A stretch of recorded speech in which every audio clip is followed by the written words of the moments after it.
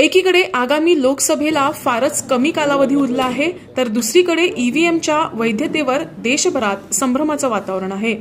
असं असतानाही निवडणुका या ईव्हीएमच्या माध्यमातूनच होतील असं स्पष्टीकरण मुख्य निवडणूक आयुक्त सुनील अरोरा यांनी दिलेत. नवी दिल्ली येथे घेतलेल्या पत्रकार परिषदेत ते बोलत होते. देश 17व्या लोकसभा स्थापनेच्या दिशेनं वाटचाल करत आहे. कोणत्याही क्षणी निवडणुकांच्या तारखा जाहीर होण्याचीही शक्यता आहे. या निवडणुकीसाठी वापरण्यात येणाऱ्या ईव्हीएम बद्दल सामान्य मतदाराच्या मनात अनेक संभ्रम आहेत. अशातच मागच्या महिन्यात अमेरिकेमध्ये सय्यद शुजा नावाच्या व्यक्तीनं ईव्हीएम मध्ये तांत्रिक बिघाड करता येऊ शकतो असं जाहीर पत्रकार परिषदेतून सांगितलं होतं. त्यामुळे ईव्हीएम बद्दल भ्रम अधिकच वाढला आहे. मात्र या निवडणुका ईव्हीएमच्या माध्यमातूनच होतील असं अरोरा यांनी सांगितलं.